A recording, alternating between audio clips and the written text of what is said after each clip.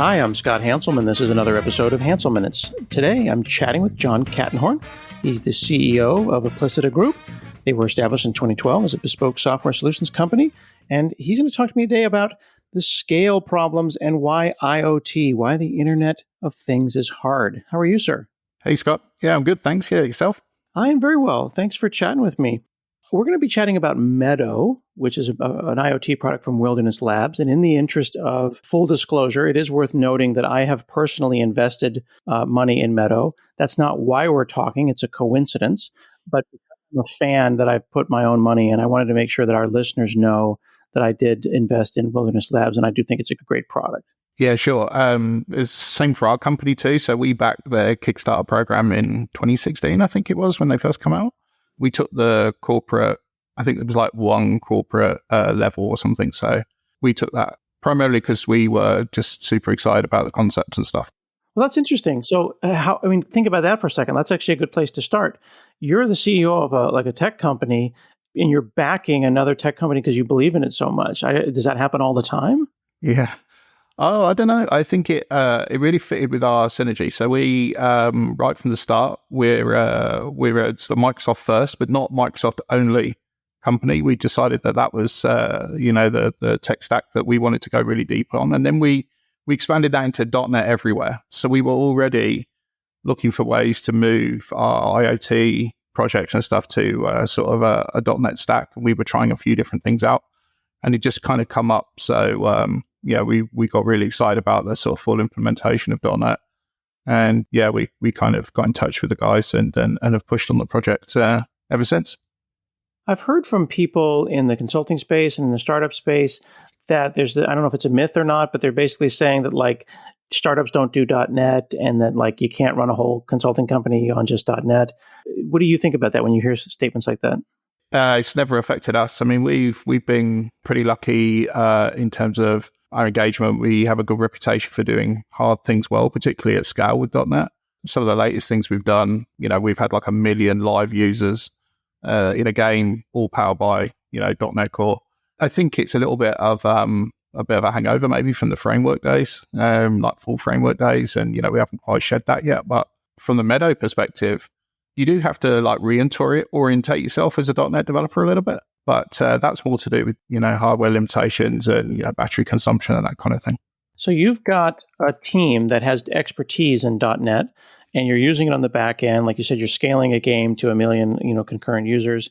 And then Meadow comes along and from Wilderness Labs, and Meadow is basically .NET on microcontrollers. And that's really important thing to call out. We should explain that. It's not a microprocessor. It's not .NET on a Raspberry Pi. It's a much, much smaller thing.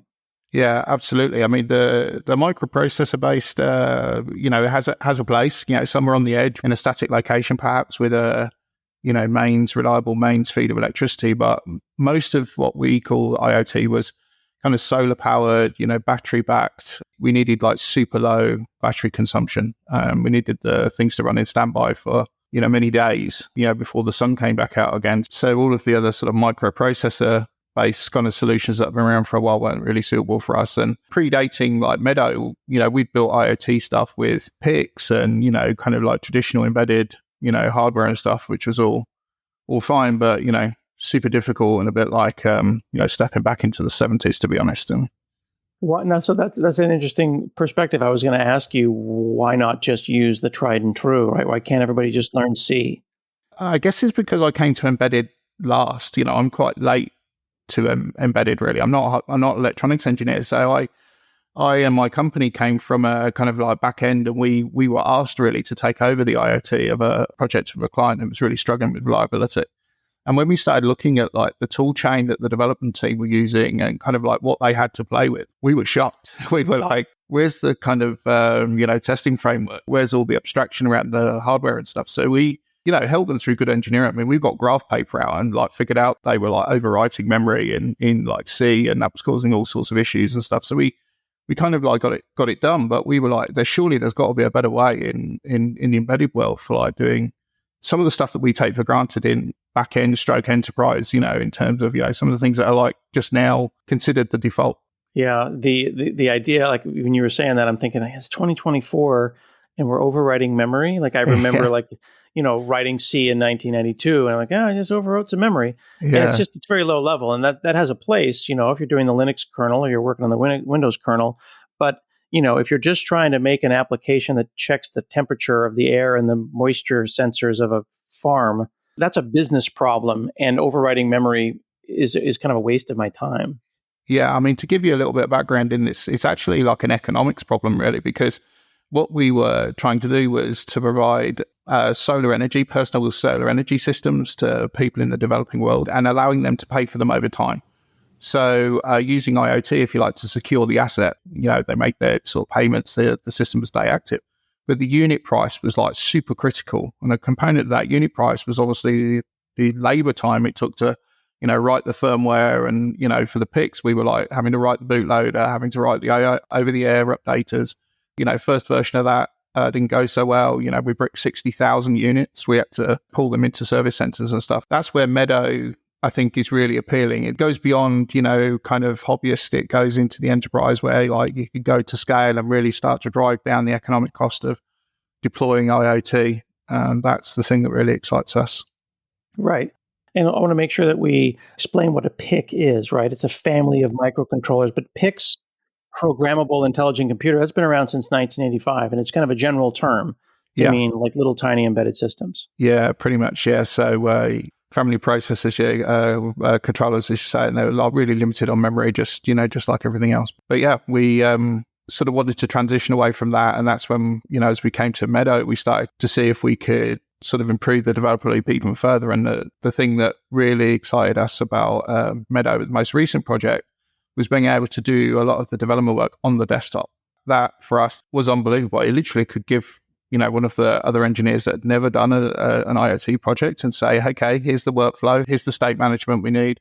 Go put this in here and then like kind of isolate out all the sensors so that, it's just sending you logs to say, I would have done this here or I would have received this data there.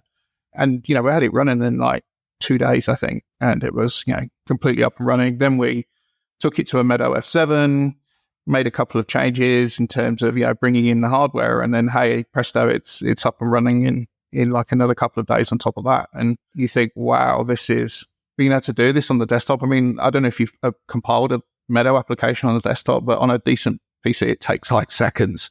It's, because you don't have that deployment cycle time at all. It's, even though it's pretty quick now on the Meadow, you still take that out of the dev loop, Yeah. Just literally yesterday, I was on my YouTube streaming because I've been working on this kit that is building an Apple One from like 7400 series parts, right? There's Arduino in there, and there's I2C, and there's it's very embedded. And then I got to a point where one of my chips was bad, and I had to get out a chip programmer and figure, and I had to get some weird old software and a weird USB driver and flash this chip. And so I had a bunch of Atmega chips, and there was an FTDI cord, and it was like suddenly I felt like I was out of the business problem, which was, and suddenly I'm literally thinking about electrons. Yeah. It cannot be overstated. The paradigm shift, you hit a wall, and then now you're literally poking electrons around. And I think it's fair to say that Meadow and things like it are trying to keep you out of those weeds. The abstraction layer, I know we're kind of gushing, but it can't be overstated how high level you are. Yeah, when you talk to some of the Meadow guys, some of the engineers that are actually working on it, who obviously have a deep knowledge of, how this stuff works. The clock cycles mean everything, and timing in electronics means everything, in terms of like IT squared and, SPIO and all the rest of it. And again, as a sort of fairly high level sort of developer, I had no idea, the complexity that I had there.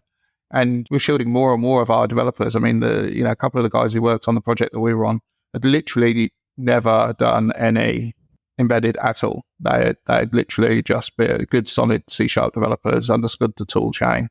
And then, we have one or two guys that, have done a lot more than that, but, sort of check some of that work. But it's just such an enabler. If there's businesses out there that are on the tipping edge of like, hey, we think there's some value in doing something IoT related in our business, but we're not sure. And we certainly don't want to take on, this sort of big gambit of like different skills and stuff. I think Meadow sort of tips it over the edge for me in terms of the sort of business value and the business risk of trying something that's in your business term that you might want to, take forward. I think that's skills availability and, risk and stuff, I think is a big factor. So you've actually done a talk on why IoT is hard. I'm looking at your slides right now. So that kind of covers multidisciplinary skill requirements. The idea that traditional IoT requires not only a broad spectrum of skills, but some pretty deep stuff. And it almost explicitly excludes the application developer from being involved in the tool chain. And for you all, Meadow solved that. Yeah, for sure. Yeah. That was a big thing for us. Yeah. And then the other thing you said was reliability, power, fault tolerance, the idea that these things are not like on Wi-Fi, on reliable mains power. Paint a picture for me. Where are these devices and what are they running on? The devices that we've just done recently, they were in homes in Kenya. So the backstory for this is that Kenya's got a few initiatives to try and help change behavior around cooking. They're trying to move homesteads away from charcoal and, burning other materials in the home.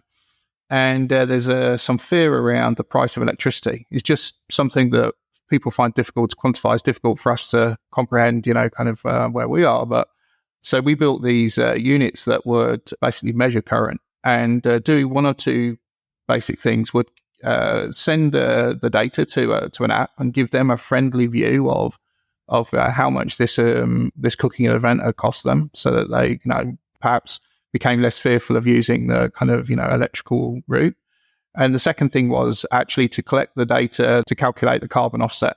One of the things that we were really interested in is if we could do this at volume and sort of collect all of these little bits of carbon offset for these people at a very large scale, which is kind of the environment we came from. We were like, hey, maybe we could batch this up into a ton of carbon, put it on the marketplace, get good price for it because it's kind of all auditable, and then give this money back to those people to, help incentivize, kind of further adoption of carbon reducing or zero carbon, kind of activities and stuff. So, the Meadow is playing it's an interesting use of IoT because it's measuring, it's a sensor, but it's the context that it lives in. It's kind of like doing more about, sort of climate tech and kind of potentially revenue generation as well for those folks, which is pretty good.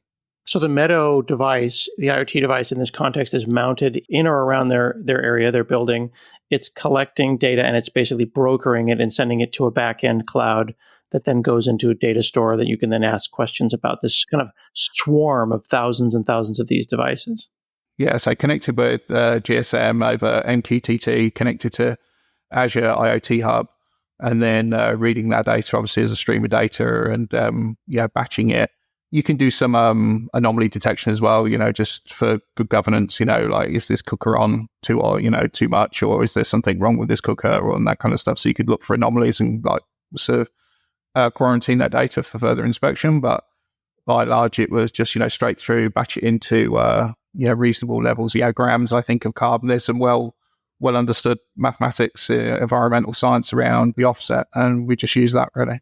Well, one of the biggest problems with IoT devices, especially ones that are kind of like out in the world, is that you've got to manage the state of the device. Is it on? Is it off? Is it crashed? You got to keep it up to date.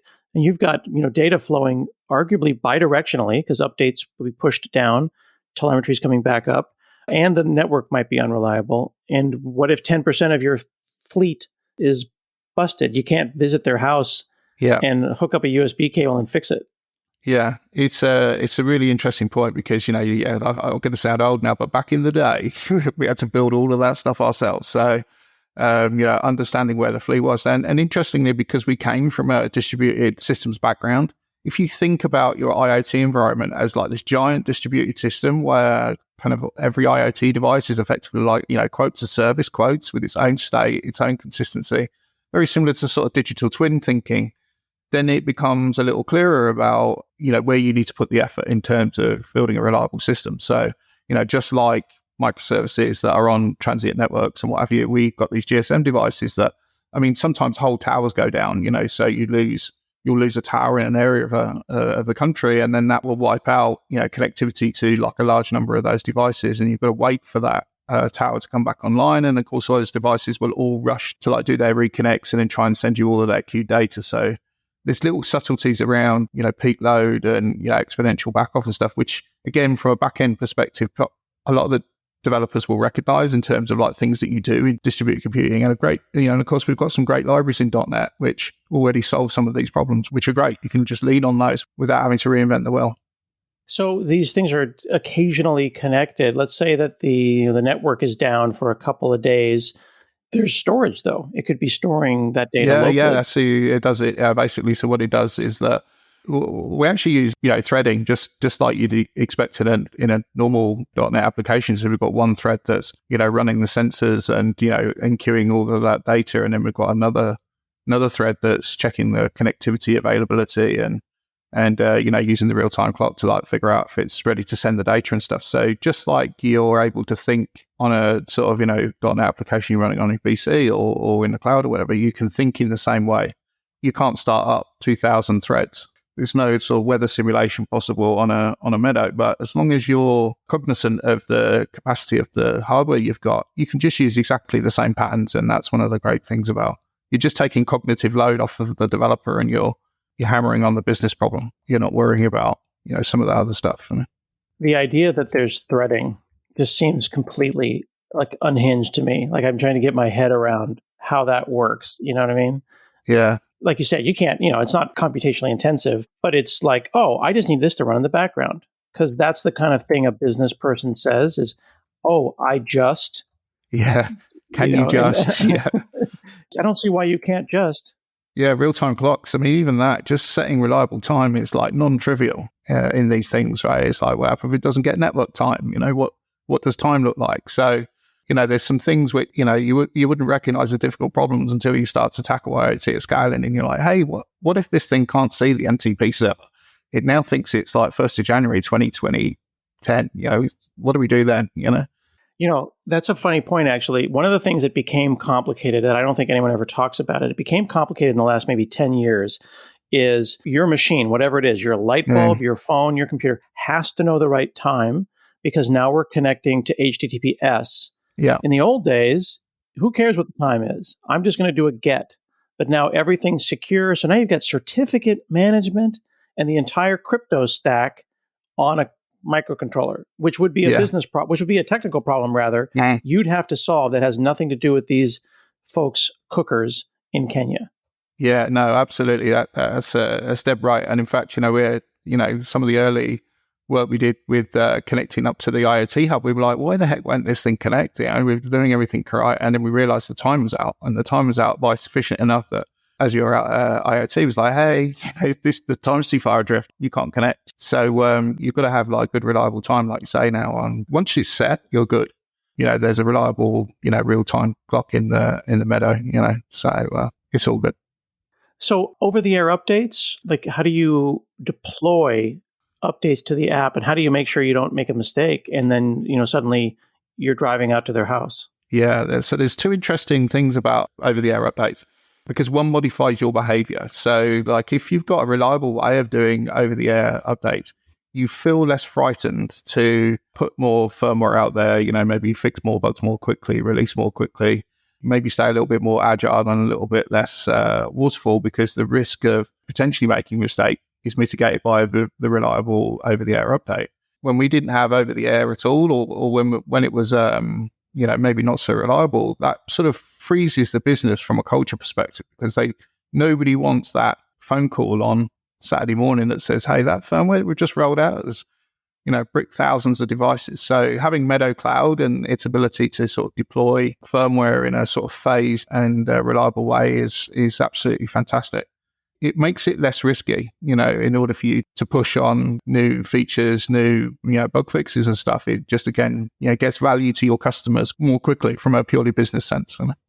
Like on my desk, I'm looking at a Meadow dev kit, and the dev kit looks like a stick of gum, and then the larger dev kit, which has like, all the things you would want to like practice on, is, kind of the size of a deck of cards maybe, but you're not deploying the dev kit, right? I assume you did something more official. And how did you have expertise in that? Because you've got a bunch of people who know C#, but then you also need someone to design a board for you and deploy that in a reliable way. So what's the difference between what the dev has on their desk versus what got sent out into the world? We use the CCM module for Meadow, which is, I can't remember exactly what it stands for, but it's like the the kind of high density module that allows you to build really tight spins of like boards and get boards to be custom.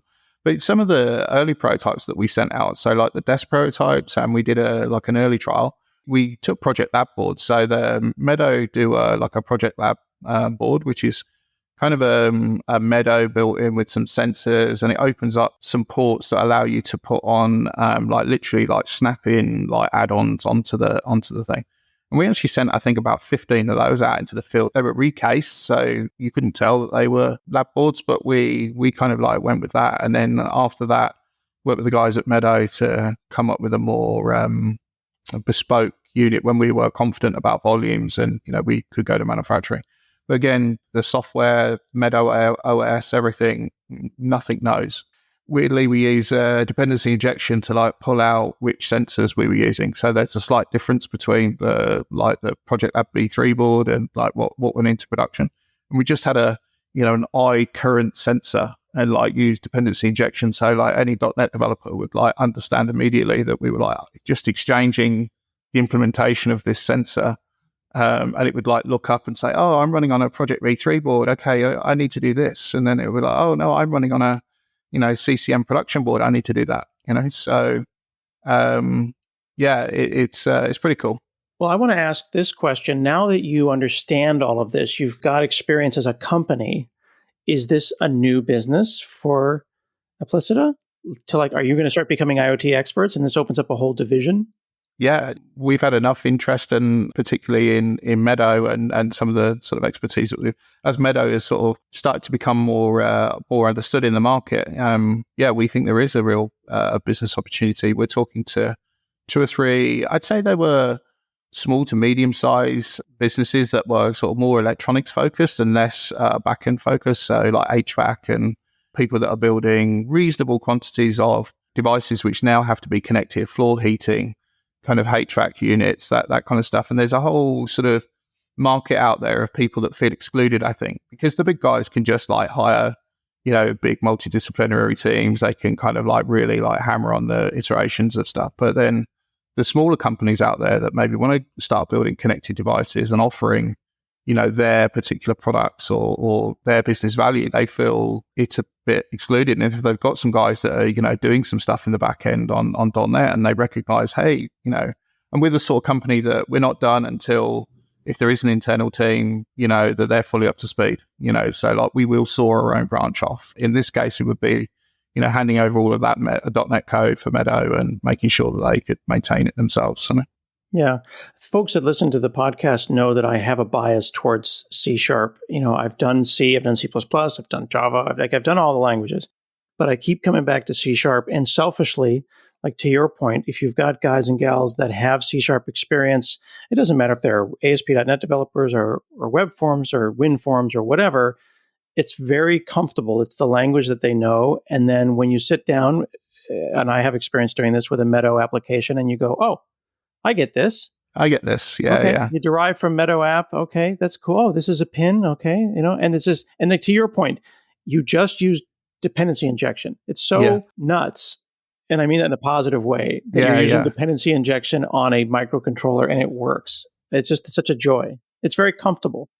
Yeah, we call it the difference between drawing a picture and coloring it in. There's a big kind of delta between, maybe lots of engineers who don't have Meadow experience who could quite happily color in a picture that we've drawn for them. And then eventually they'll become proficient enough to draw their own pictures, but, whilst they're figuring all that out, rather than giving them sort of blank sheet of paper, they can like I say, lean on the comfort of C# and .NET, this big ecosystem of NuGet libraries and stuff, plus, what the Meadow team and the sort of community that they've put together. There's so much talent in there in terms of industry experience, and there's a few of us back end guys. There's a lot of embedded guys. So you always find that there's a rich vein of support.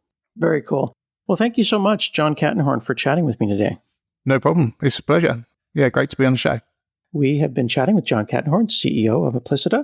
You can check them out at applicita.com. We've been talking about IoT and specifically Meadow from Wilderness Labs, which is at wildernesslabs.co. This has been another episode of Hansel Minutes, and we'll see you again next week.